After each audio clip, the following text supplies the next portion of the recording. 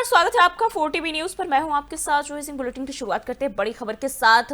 पाक जासूसी मामले में एनआईए की बड़ी कार्रवाई। 8 राज्यों में 15 ठिकानों पर छापेमारी की। आतंकी गतिविधियों से जुड़े लिंक की जांच की जा रही है। तो आपको बताते चले 8 राज्यों में 15 आतंकी के ठिकानों पर बात करें तो 15 ठिकानों पर छापेमारी जारी है। आतंकी गतिविधियों से जुड़े लिंक की जांच पड़ताल एनआईए की तरफ से किया जा रहा है। तो पाकिस्तान जासूसी मामले में राष्ट्रीय जांच एजेंसी यानी कि एनआईए ने ये बड़ी कार्रवाई करते हुए देश भर के 8 राज्यों में 15 ठिकानों पर एक साथ छापेमारी की और इस दौरान कई संदिग्ध दस्तावेज और डिजिटल डिवाइस भी जब्त किए गए हैं। एजेंसी को इन ठिकानों से आतंकी नेटवर्क और देश विरोधी गतिविधियों से जुड़े कई अहम सुराग भी मिले बताया जा रहा है और जांच फिलहाल जारी है।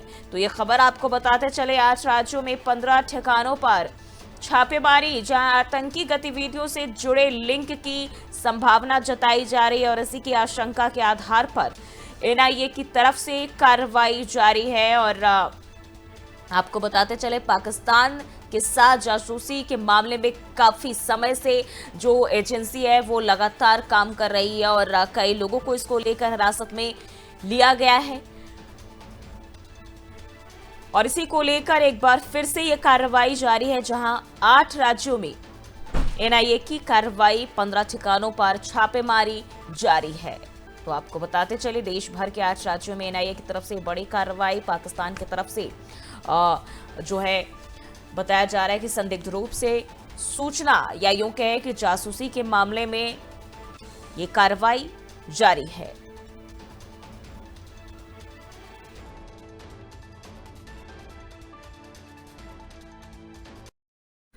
और वहीं एक और बड़ी खबर आपको बताते चले, रूस के ब्रांस में पुल ढहने से बड़ा हादसा। पुल टूटने से ट्रेन हुई पटरी से डीरेल और हादसे में 7 लोगों की मौत, 30 घायल। राहत और बचाव कार्य जारी है। तो आपको बताते चले ये बड़ा हादसा हुआ है रूस के ब्रांस्क में, जहां पुल ढहने से हादसा और पुल टूटने से ट्रेन की जो है वो पटरी से डीरेल हो गई है और इस हादसे में, ट्रेन हादसे में 7 लोगों की मौत हुई है। हालांकि 30 लोग घायल भी हुए हैं। राहत बचाव कार्य जो है वो जारी है। तो आपको बताते चलिए ये खबर सामने आ रही है, जहां रूस के ब्रांस्क इलाके में एक बड़ा रेल हादसा हुआ है और पुल ढहने की वजह से एक ट्रेन पटरी से उतर गई और इसमें 7 लोगों की मौत हुई है। साथ ही साथ 30 से भी अधिक लोग बताए जा रहे हैं जो घायल हुए हैं। हादसे के बाद राहत और बचाव कार्य जारी है, जबकि घायलों को अस्पताल में भर्ती कराया गया है। प्रशासन हादसे के तमाम जो कारण हैं उनकी जांच कर रही है। बढ़ते आगे, पूर्वोत्तर में मूसलाधार बारिश से बाढ़ और भूस्खलन, हादसे में 25 लोगों की मौत। आपको बताते चले पूर्वोत्तर भारत में जो है लगातार बारिश और मूसलाधार बारिश ने तबाही मचा दी है। लगातार हो रही बारिश से कई इलाकों में बाढ़ जैसे हालात देखने को मिल रहे हैं। साथ ही साथ कई जगहों पर भूस्खलन की घटनाएं भी सामने आई है और इन हादसों में अभी तक अगर हम बात करें तो 25 लोगों की मौत हुई है। प्रशासन ने राहत और बचाव कार्य भी तेज कर दिए हैं और लोगों से सतर्क रहने की अपील कर रही है। तो अगर हम देखें तो जिस तरीके से मूसलाधार बारिश का दौर जारी है, इससे में बाढ़ और भूस्खलन का खतरा जो है लगातार बढ़ता जा रहा है। प्रशासन तमाम चीजों पर नजर बनाए हुए, हालांकि अभी तक 25 लोगों की मौत हुई है और लगातार राहत बचाव कार्य भी जारी है।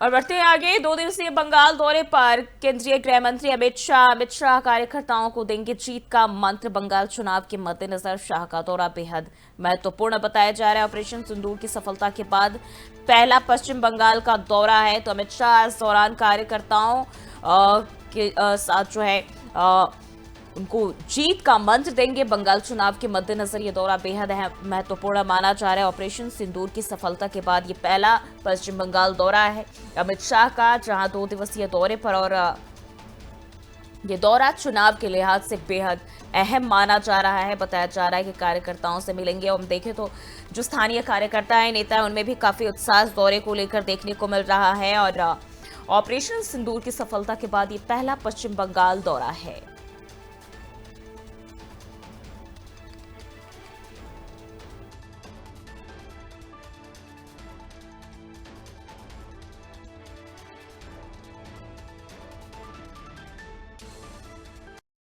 बढ़ते आगे, दिल्ली में fit India Sunday on cycle के 25वें संस्करण का आयोजन किया गया, जिसमें केंद्रीय युवा मामले एवं खेल मंत्री मनसुख मंडाविया ने सक्रिय भागीदारी निभाई। इस अवसर पर अभिनेत्री शर्वरी बाग भी मौजूद रही। कार्यक्रम का उद्देश्य साइकिलिंग के जरिए फिटनेस के प्रति लोगों को जागरूक करना था। राजधानी की सड़कों पर बड़ी संख्या में लोगों ने इस पहल में हिस्सा लिया। तो दिल्ली से यह खबर आपको बताते चले, fit India Sunday on cycle आयोजित की गई और इस दौरान जो केंद्रीय मंत्री है मनसुख मंडाविया, उन्होंने हिस्सा लिया। इसमें इस दौरान अभिनेत्री भी नजर आई और साथ ही साथ इसके जरिए फिट इंडिया का संदेश देना इसका उद्देश्य माना जा रहा है।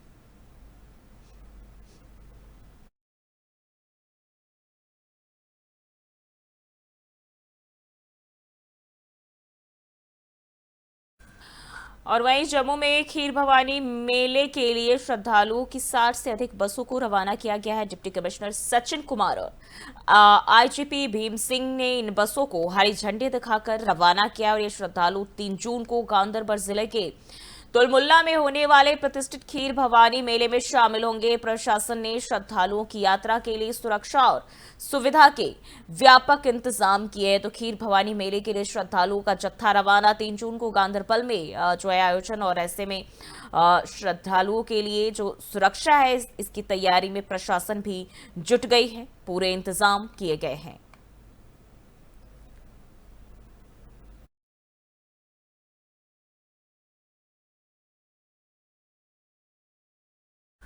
और एक और बड़ी खबर आपको बताते चले, कोरोना को लेकर सामने आ रहे, जहां संक्रमण से अब तक 20 लोगों की मौत दर्ज की गई है। कोरोना के बढ़ते मामलों को लेकर अलर्ट भी जारी। कर्नाटक सरकार की लोगों से अपील, बीमार बच्चों को स्कूल ना भेजे। तो देश में एक बार फिर कोरोना संक्रमण के मामले बढ़ते जा रहे हैं और बीते 24 घंटों में कोरोना के 3207 नए मामले सामने आए हैं, जबकि 20 लोगों की मौत भी हो चुकी है। बढ़ते मामलों को देखते हुए कर्नाटक सरकार ने लोगों से अपील की है, जनता से अपील की है कि अगर बच्चों को सर्दी, खांसी या बुखार हो तो उन्हें स्कूल ना भेजा जाए। स्वास्थ्य विभाग ने लोगों से सतर्कता और मास्क के इस्तेमाल की सलाह दी है।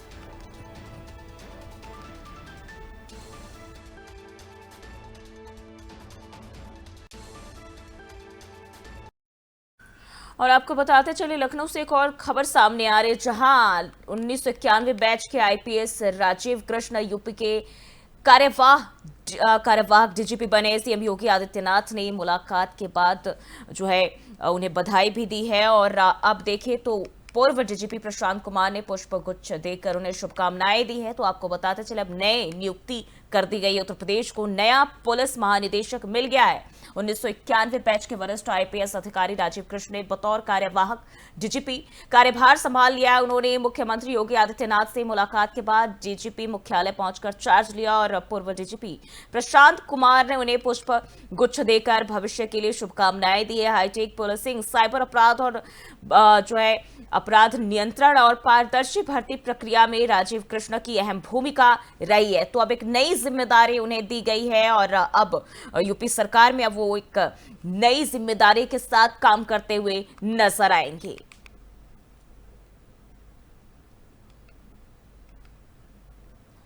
तो 1991 बैच के आईपीएस राजीव कृष्ण यूपी के नए कार्यवाहक डीजीपी बने हैं। पूर्व डीजीपी प्रशांत कुमार ने उन्हें बधाई भी दी है उनके भविष्य के लिए। मुख्यमंत्री से मिलने के बाद उन्होंने ये कार्यभार संभाला।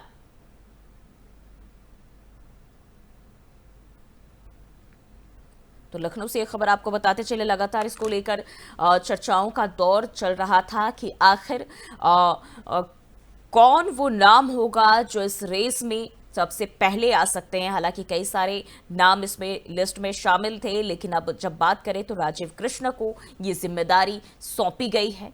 और वहीं अगर देखें तो जिस तरीके से ये कहा जा रहा था,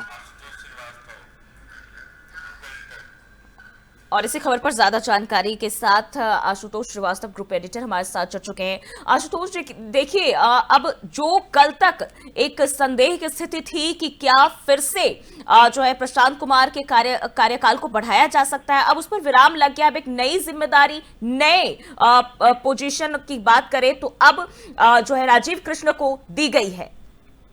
बिल्कुल जूही, कल हम लोगों ने अपने 4 टीवी के दर्शकों को ये बताया था कि राजीव कृष्णा एक महत्वपूर्ण नाम है डीजीपी पद के लिए, और वही बात लेट नाइट इस बात को राज्य सरकार ने भी माना कि डीजीपी कार्यवाहक डीजीपी के लिए राजीव कृष्णा को चार्ज दिया गया है। राजीव कृष्णा 1991 बैच के IPS अधिकारी हैं। इनकी wife chief commissioner income tax हैं इस वक्त, और ये एक जो बैकग्राउंड है उनका पूरा परिवार आता है। इनके जो बाकी रिलेटिव्स हैं वो भी उत्तर प्रदेश और केंद्र में अच्छे पदों पे हैं। इनके यहाँ अब पॉलिटिकल बैकग्राउंड भी शामिल हो गया है। जो उत्तर प्रदेश में लखनऊ से जो सरोजनी नगर क्षेत्र है उसके विधायक है राजेश्वर सिंह, वो इनके काफी क्लोज रिलेटिव है, तो पॉलिटिकल बैकग्राउंड भी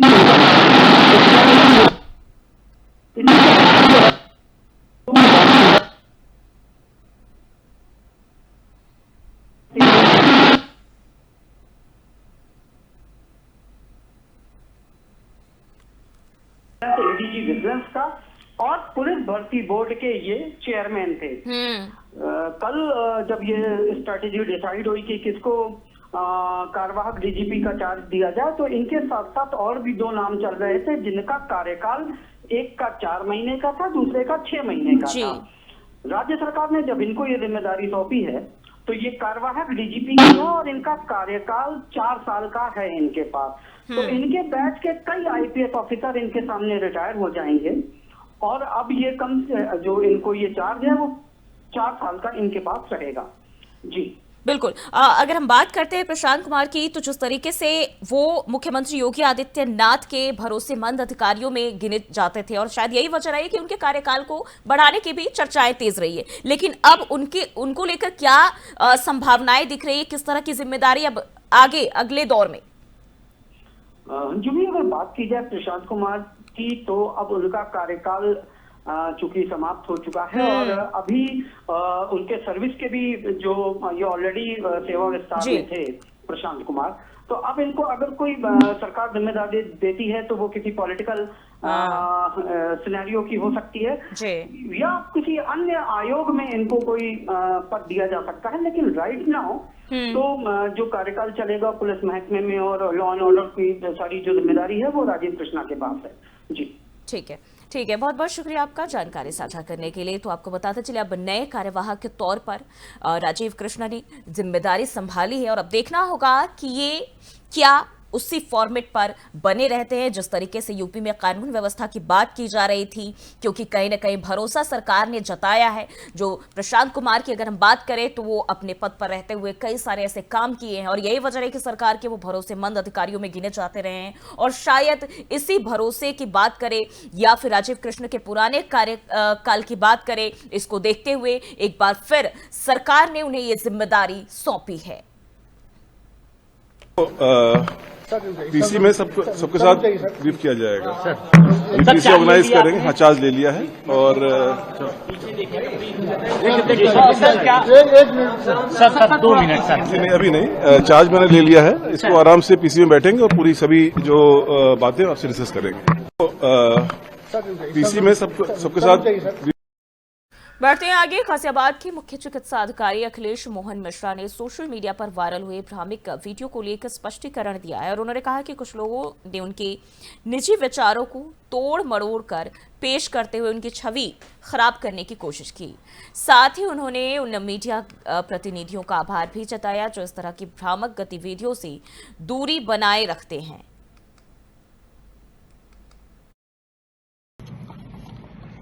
सभी मीडिया बंधुओं को मेरा नमस्कार। आज मेरे संज्ञान में आया है कि किसी मीडिया बंधु के द्वारा मेरा आप लोगों के साथ सामान्य वातावरण में होने वाले हंसी मजाक को रिकॉर्ड करके उसको गलत तरीके से प्रसारित किया गया है। बड़े दुख की बात है, जिन्हें मैं अपना समझकर उनके साथ उठता बैठता हूं, जिनके हालचाल पूछता हूं, उन्होंने ही किसी सरकार विरोधी मानसिकता वाले व्यक्ति के कहने पर मेरी छवि खराब करने के लिए यह कार्य किया है। भाइयों, इसको विश्वासघात कहते हैं। मैं स्पष्ट कर देना चाहता हूं कि वह अपने इस प्रयास में सफल नहीं होंगे। मैं विशेष धन्यवाद देता हूं उन मीडिया बंधुओं का जो मुझे मेरे स्वभाव और मेरे कार्य के लिए जानते हैं और उन्होंने अपने आप को इस दुष्प्रचार का हिस्सा नहीं बनने दिया है। गाजियाबाद की जनता की भलाई के लिए हम और आप मिलकर आगे भी काम करते रहेंगे।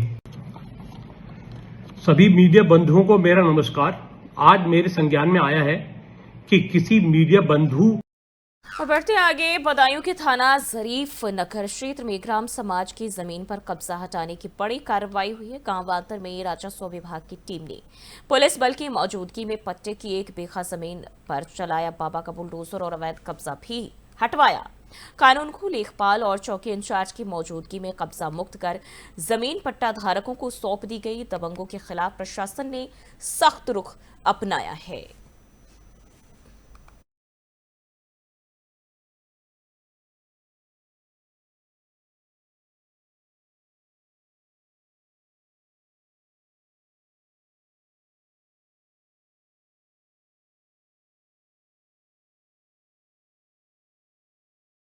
बढ़ते आगे, मुजफ्फरनगर में थाना सिविल लाइन पुलिस और बदमाशों के बीच मुठभेड़ हुई। मुठभेड़ में शातिर बदमाश गोलू उर्फ विवेक यादव गोली लगने से घायल हो गया है और पुलिस ने उसे गिरफ्तार कर लिया है। आरोपी विवेक यादव पर 1 दर्जन से अधिक मुकदमे पहले से ही दर्ज हैं। पुलिस ने उसे फरार कराने की साजिश में शामिल उसकी पत्नी पायल को भी गिरफ्तार किया है। मौके से तमंचा, कारतूस, मिर्च पाउडर और बाइक भी बरामद की गई है। घायल बदमाश मेरठ का रहने वाला बताया जा रहा है। तो ये खबर आपको बताते चले, जहां पुलिस और बदमाश की मुठभेड़ हुई और आरोपी विवेक यादव पर पहले से ही 1 दर्जन से अधिक मुकदमे दर्ज बताए जा रहे हैं। हालांकि पुलिस ने उसे फरार करने की साजिश में शामिल उसकी पत्नी पायल को भी हिरासत में लिया है और पूछताछ जो है वो जारी है। आपको बता दें, लगातार मुजफ्फरनगर में हम देखें तो एक के बाद एक कई सारे मुठभेड़ की खबरें सामने आई हैं और कल की बात करें तो कल भी 6 घंटे में 3 मुठभेड़, यानी कि पुलिस अपराध पर लगाम लगाने पर पूरी तरह सख्त दिख रही है, सख्त नजर आ रही है। तो मुजफ्फरनगर से ये खबर आपको बताते चले, जहां सिविल लाइन पुलिस और बदमाशों के बीच मुठभेड़ हुई और मुठभेड़ में शातिर बदमाश गोलू उर्फ विवेक यादव गोली लगने से घायल हुआ है और पुलिस ने उसे गिरफ्तार कर लिया है। आरोपी विवेक यादव पर 1 दर्जन से अधिक मुकदमे पहले से दर्ज बताए जा रहे हैं और पुलिस ने उसे फरार कराने की जो साजिश है इसमें शामिल उसकी पत्नी पायल को भी गिरफ्तार किया है और साथ ही साथ मौके से तमंचा, कारतूस, मिर्च पाउडर और बाइक भी पुलिस ने बरामद किए हैं। घायल बदमाश मेरठ का रहने वाला बताया जा रहा है। तो ये खबर आपको बताते चले, मुठभेड़ की जानकारी सामने आ रही है, जहां पुलिस की तरफ से पूरी कार्रवाई देखने को मिली है और पुलिस प्रशासन लगातार सख्त नजर आ रही है। हम देखें तो लगातार लगाम लगाने की कोशिश प्रशासन की तरफ से, पुलिस की तरफ से और तमाम तरह के जो कार्य है वो पुलिस अपराध पर लगाम लगाने के लिए कर रही है। और इस तरह से देखें तो पूरा महकमा जो आपराधिक महकमा है कहीं न कहीं में खलबली मची हुई है और ऐसे में देखें तो तमाम लोग इसको लेकर शिकंजा कसने की तैयारी में प्रशासन के तौर पर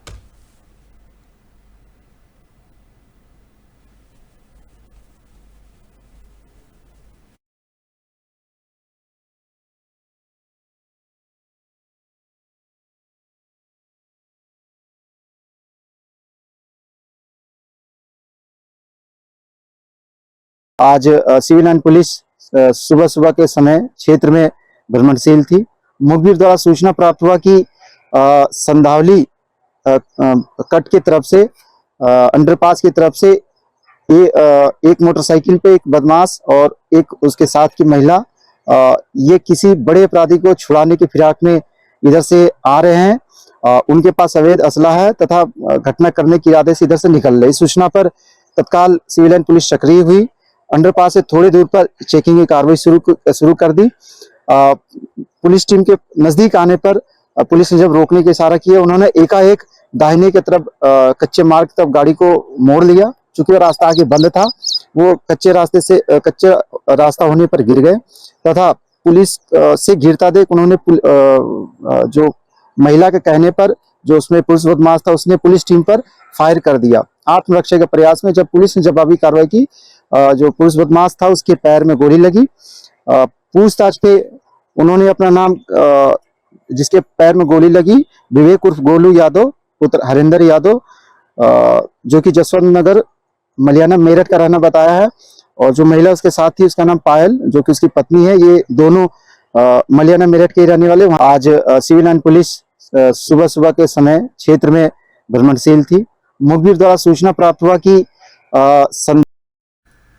और सेकेंड वर्ल्ड वॉर के बाद विश्व के लगभग सभी देश गुलामी और उपनिवेशवाद की जंजीरों से मुक्त हो रहे थे और ऐसे में दो महाशक्तियां अमेरिका और सोवियत संघ वैश्विक सत्ता के रूप में उभरी और अपने अपनी विचारधाराओं को दुनिया के अन्य देशों पर थोपने लगी। और इसी समय सन 1947 में आजाद हुआ भारत न तो पूरब के गुट में शामिल हुआ न पश्चिम के, बल्कि उसने गुटनिरपेक्ष आंदोलन का रास्ता अपनाया। भारत ने विश्व राजनीति में एक स्वतंत्र और स्वायत्त भूमिका निभाने पर बल दिया, लेकिन जैसे जैसे पश्चिमी देश एकजुट होकर अपने प्रभाव को बढ़ा रहे थे, एशियाई देशों ने भी महसूस किया कि उन्हें एकजुट होना होगा।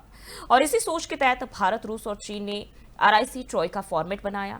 हालांकि समय के साथ चीन की बढ़ती महत्वाकांक्षा और विभिन्न अंतर्राष्ट्रीय परिस्थितियों ने इस ट्रोइका को प्रभावित भी किया और इसे कमजोर कर दिया। लेकिन हाल ही में रूसी विदेश मंत्री के बयान के बाद यह फॉर्मेट फिर से चर्चा में आ गया है। तो आज हम जानेंगे ट्रोइका क्या है और यह क्यों बनाया गया था और इतने सालों बाद फिर यह चर्चा में क्यों आया। ये रिपोर्ट देखिए। राजनीतिक दशा बदलने और पश्चिमी देशों के बढ़ते दबाव ने दक्षिण पश्चिम देश, खासकर भारत, रूस और चीन को यह एहसास दिलाने लगा है कि ये पश्चिमी देश हमें आपस में लड़ाने का काम कर रहे हैं।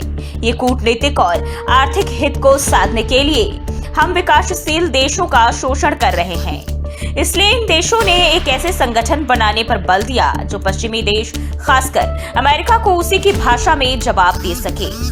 आपको बता दें कि इसकी स्थापना 1990 के दशक में रूस के पूर्व प्रधानमंत्री येवगेनी प्रिमाकोव की पहल पर हुई थी। इस फॉर्मेट की स्थापना के बाद से अब तक करीब 20 बार से ज्यादा मंत्री स्तर की बैठकें आयोजित हो चुकी है। ये बैठकें न सिर्फ विदेश नीति के प्रमुखों के स्तर से संपन्न हुई, बल्कि इसमें तीनों देशों की आर्थिक, व्यापारिक और वित्तीय एजेंसियों के प्रमुखों के स्तर पर बैठकें आयोजित हुई। अब आते हैं हम अपने पहले सवाल पर कि RIC ट्रोइका फॉर्मेट क्या है। आपको बता दें, RIC ट्रोइका फॉर्मेट रसिया, इंडिया, चाइना का एक ट्रायंगल है। यह एक तरह का रणनीतिक गठबंधन था जिसका उद्देश्य वैश्विक राजनीति में स्वतंत्र आवाज उठाना और अपनी अपनी राष्ट्रीय सुरक्षा और विकास के हितों की रक्षा करना था। दूसरा सवाल कि आखिर यह कमजोर क्यों हो गया, तो आपको बता दें, तीनों देशों की अपनी अपनी जरूरत है जिसे हल करने पर कभी किसी के द्वारा बल नहीं दिया गया। इसके विपरीत चाइना के द्वारा समय समय पर भारत के साथ संबंधों में तनाव देखा गया। आपको याद हो कि साल 2020 की वह घटना जब चाइना ने अपनी विस्तारवादी नीति के कारण भारत के साथ झड़प किया। दरअसल भारत और चीन के बीच साल 2020 में गलवान घाटी में हुए सैन्य विवाद के बाद से RIC ट्रोइका को स्थगित कर दिया गया था। हालांकि अक्टूबर 2024 में रूस के कजान में आयोजित ब्रिक्स समिट के दौरान प्रधानमंत्री नरेंद्र मोदी और चीनी राष्ट्रपति शी जिनपिंग की मुलाकात में दोनों नेताओं ने दोनों देशों के द्विपक्षीय रिश्तों में सुधार की आवश्यकता जताई थी। लेकिन जिस तरह से चाइना ने भारत पाक युद्ध के समय पाकिस्तान का खुलकर समर्थन किया, इसे फिर से खड़ा करना ट्रोइका को सवालों के घेरे में लाकर खड़ा कर देता है, जो इस फॉर्मेट को बार बार कमजोर करता है। तीसरा सवाल कि यह फिर चर्चा में आया, तो आपको बता दें कि रूस के विदेश मंत्री सर्गेई लावरोव राल पर्वतों के बीच बसे शहर पौम में आयोजित एक अंतर्राष्ट्रीय सामाजिक और रणनीतिक सम्मेलन को संबोधित कर रहे थे। इस दौरान उन्होंने कहा कि मॉस्को रूस, भारत, चीन यानी RIC फॉर्मेट के तहत गतिविधियों को फिर से शुरू करने में अपनी रुचि रखता है। रूस का साफ तौर पर कहना था कि वह देख चुका है अमेरिका कुछ भी नहीं कर सकता, क्योंकि वह खुद आज एशियाई देशों के बढ़ते आर्थिक विकास और संबंधों से परेशान है। इसलिए अब समय आ गया है कि संगठन को फिर से जीवित किया जाए। उन्होंने कहा कि जैसा मैं समझता हूँ, आज की तारीख में भारत और चीन के बीच सीमा परिस्थिति को शांत कराने के लिए एक सहमति बन चुकी है और मुझे लगता है कि अब समय आ गया है कि इस RIC ट्रोइका को फिर से सक्रिय किया जाए। लेकिन सवाल फिर वही कि क्या चाइना अपने विचारों में बदलाव करेगा, क्योंकि उसने हमेशा भारत के साथ धोखा किया है। इसके अलावा रूसी विदेश मंत्री सर्गेई लावरोव ने नाटो पर भी आरोप लगाया। उन्होंने कहा कि आज नाटो खुले तौर पर भारत को चीन के खिलाफ साजिशों में शामिल करने की सोच रहा है। उन्होंने कहा, मैं यह बात भारत के साथ गोपनीय बातचीत के आधार पर कह रहा हूं कि मुझे इस बात पर कोई शक नहीं। हमारे भारतीय दोस्त और हम इस प्रवृत्ति को स्पष्ट रूप से देख रहे हैं, जिसे वास्तव में उकसावे की एक बड़ी कार्रवाई कहा जा सकता है। इस बयान से साफ है कि रूस भारत के साथ सहयोग और समर्थन को प्राथमिकता दे रहा है। वहीं चीन के प्रति रूस की कुछ शंकाएं अभी भी बनी हुई है। RIC ट्रोइका फॉर्मेट एक ऐसा गठबंधन जो तीसरी दुनिया के देशों को वैश्विक राजनीति में स्वतंत्रता और सामूहिक ताकत प्रदान करने के लिए बनाया गया था। हालांकि समय समय पर इसकी चुनौतियां और बाधाएं आई, लेकिन रूस के हालिया बयान ने इस फॉर्मेट को फिर से सक्रिय करने की संभावना को बढ़ा दिया है। तो क्या भारत, रूस और चीन मिलकर फिर से एक मजबूत त्रिकोणीय गठबंधन बना पाएंगे? फिलहाल के इस बुलेटिन बस इतना ही। देश और दुनिया की तमाम खबरों के लिए देखते रहिए 4TV न्यूज़।